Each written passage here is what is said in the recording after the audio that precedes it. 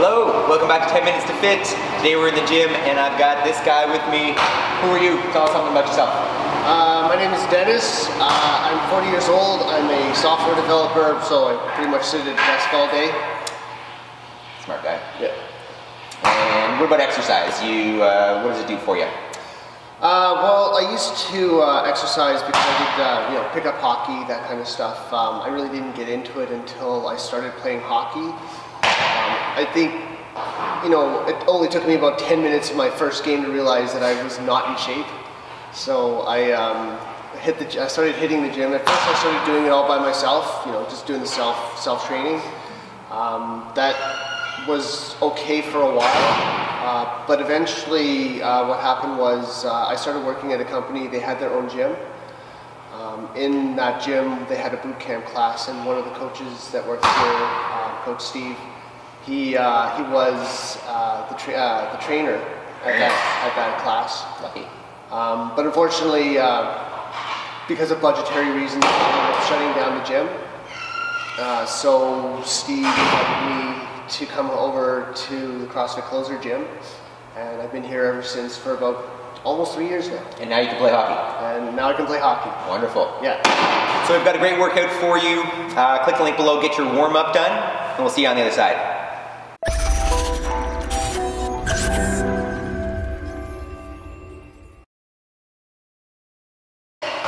Alright, welcome back. Hopefully you've got your warm-up done and you are good and sweaty and ready to go. Today what we've got for you is an AMRAP for 10 minutes. AMRAP is as many rounds as possible. So you're going to continuously move through this 10 minutes through 10 deadlifts and 10 burpees. And you're going to alternate between the two for the whole 10 minutes at a pace that you can maintain. So we'll quickly go over those two movements for you and then we'll get started. So Dennis is going to demo the deadlift first for you. If you have a PVC stick, that's kind of your first step on this one. Go ahead, Dennis. So you're going to start with the PVC down at mid-shin. We're looking for a nice tight back. He's basically just going to pick it up and put it down. Simple, right? This is training you to pick things up at home, kids, groceries, just one more. Whatever you're picking up, perfect. If you happen to have a barbell at home, you can grab that, or if you can do this at the gym, walk yourself right there, just keep it weight. Same idea, nice tight back. He's driving with his legs to stand that thing up. Let's see one more. Beautiful. If you happen to have two objects at home, either dumbbells, kettlebells, soup cans, small dogs, whatever you got, you can go with outside the feet. Good. Chest up, nice and proud, just two. Beautiful. If you don't have two, but you happen to have one, maybe a dumbbell or a kettlebell or a medium-sized dog, same thing, you're going to straddle it, and then both hands on one. Beautiful. Excellent. And that you can use any object. If you happen to have a medicine ball, or you have an old basketball that you can fill with sand or rocks, or a big water bottle, whatever it is, right? Something with some weight, get it between the hands. If you happen to have a sandbag or a gym bag that you can put maybe a small child in, make sure that you keep the zipper open so that they can breathe. No? Okay. Good. Anything that you can pick up and put down is good for the deadlift. The second movement, don't worry about that. The second movement is what I've found to be everybody's favorite, the burpee. Basically all you're going to do is you're going to get yourself all the way down on the floor. Throw us one there, Dennis. All the way down and then all the way back up. And then because you successfully, he's going to celebrate. Right, he did it. If that speed is not accessible, no problem. Get yourself down nice and slow, walk your feet down. Lay yourself down on the ground, don't smash your head on the barbell, walk yourself back up onto your knees, and then always celebrate, because you did it.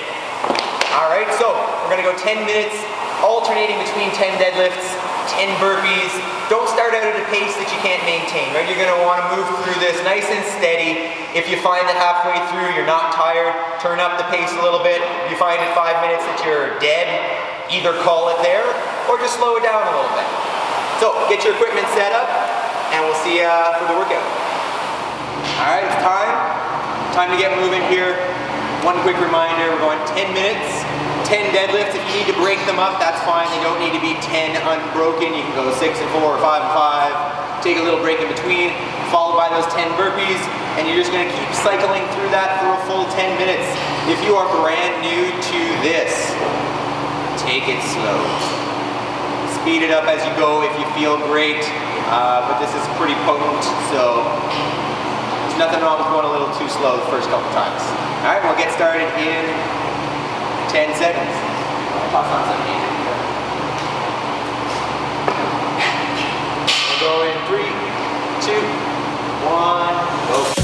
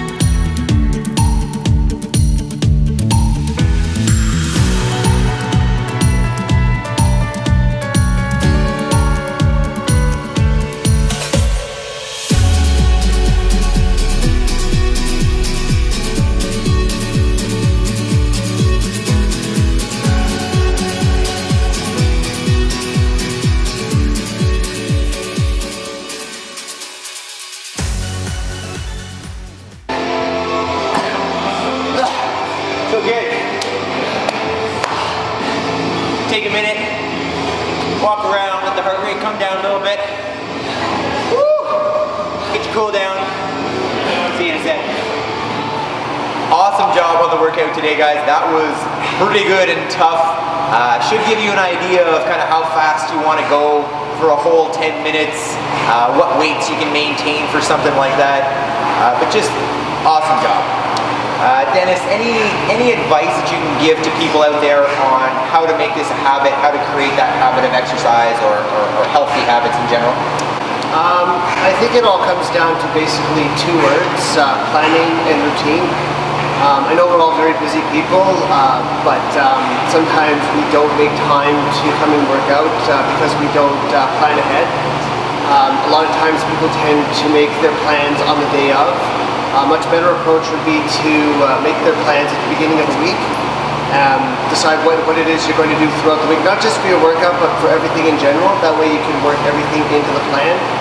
And once you have your plan, set, then just start making it a routine. Start to expect your workouts to happen on Monday, Tuesday, Thursday, and Friday, for example. And make Wednesday a rest day. And then once you have it into a routine, it'll start becoming a habit. Awesome advice. Awesome. You know, there are tools out there to help you create habits, because once you have that habit created, you know, no longer need to think about it. It just keeps going on its own, on autopilot kind of thing. So have some friends to work out with that keep you accountable. Or if you don't have somebody around, we like to use a tool such as this. It doesn't need to be this one in particular, but having some kind of calendar, some type of tracking tool that you can track, did I achieve my goal for that day? So this one in particular is from theonething.com. It's a 66-day calendar. Research shows that 66 days is kind of the ideal time to create a habit. And basically all you would do there is write down the habit that you want to create. Every day that you achieve it, give yourself an X. So you have that visual reminder of, am I doing what I set out to do? Have your friends and family look at it and give you a high five when you're doing a great job. So as usual, keep it up. Fitness is a journey, right? One step at a time, you're going to get there, and someday you'll be as fit as Dennis. We'll see you next time, 10 Minutes to Fit.